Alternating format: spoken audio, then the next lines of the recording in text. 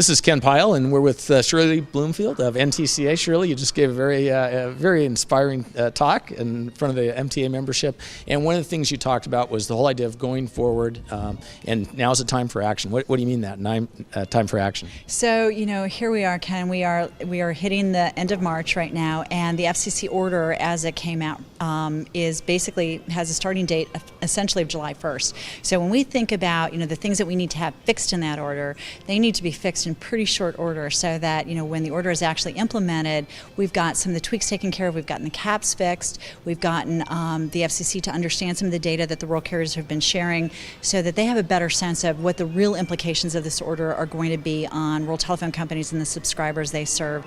The second part of that is they've also kind of said, look, once we get this order up and running, we're going to have this further notice that we're going to put out there where we're going to ponder all of these other great thoughts like changing folks' rate of return and regression caps. One of the things that we're seeing is that folks are really very nervous about investing right now because they don't know what kind of return on investment they're going to get. So I think, the sooner that we can kind of get some of these issues resolved, we can get the further notice put off on a permanent time frame, further down the road. I think it'll be a lot easier for rural telephone companies to actually make some investments in this year while they've got kind of the, their build seasons are coming up ahead in the summer and spring months. Yeah, and I've gotten that impression too as we've gone out in the field the last couple of months doing videos and stuff. There's a lot of this uncertainty. And one of the things that, you called for a change in kind of how you advocate. Absolutely. The old school theory of, meet with your members of Congress and ask them to do X is simply not enough anymore. And I think part of that is there are so many other players in the game. There's so many others that have very loud voices and are very politically engaged. We need to be thinking about really essentially creating a surround sound. How do you get your lenders involved? How do you get USDA, which has a huge portfolio with rural telephone companies, as well as billions of dollars in stimulus money out there? How do you get them involved in the discussion? How do you get entities like governors, where these are folks that the investments are taking place in their states and it affects their consumers as well?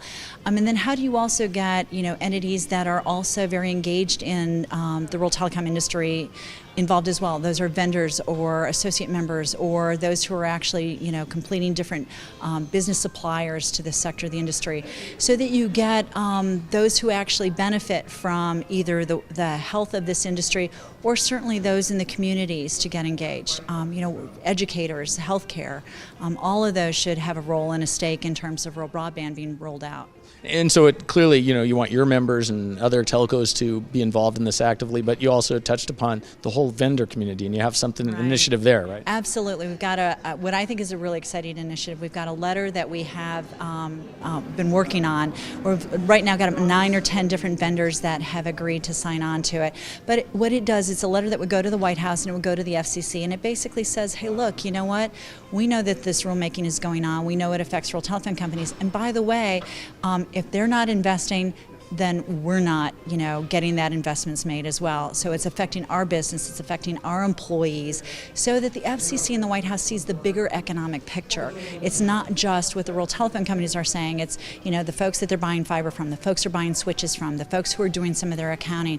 They need to see that this means jobs, this means investment, and it means dollars in rural America. So we're really hoping that that vendor community that works with our membership and all the rural telephone companies will get engaged in this effort as well. It's a great way for them to play a role in the advocacy. And the ripple effects down to Silicon Valley from the Pebble out in rural Minnesota. So I assume they just contact an NTCA person to get involved in that? Absolutely. Feel free to give me a call, and I will make sure that we put them in the loop and get them involved and get them engaged. For example, even during our legislative conference, our legislative and policy meeting a couple weeks ago in Washington, D.C., we had a number of vendors that actually came and did Hill visits with their customers. So they were able to also share real time, what the impacts really are going to be on their business as well. And it sounds like those visits, it's a continuous process. You mentioned something about red herrings that are out there. So, one of the things that we're finding is that, we kind of put our issues out there, and then what happens is, the cable industry comes out and basically has thrown out to members of Congress why they shouldn't get engaged, why they should stay away and let the FCC order go on simply as it's been written and produced. And so what they have done is they've come out and said that, rural carriers want exclusive access to USF, and that they want want the fund to grow exponentially, and that they want a longer transition time, all of which are essentially red herrings. I mean, they're really kind of making up some arguments so that the rural telephone industry looks like we're really grasping at straws, which is completely untrue. And frankly, if the cable industry would have taken on the same responsibility in terms of providing services in the very remote, hard-to-reach areas of their service territory that the rural telcos have done, they may have a better leg to stand on in terms of some of their arguments.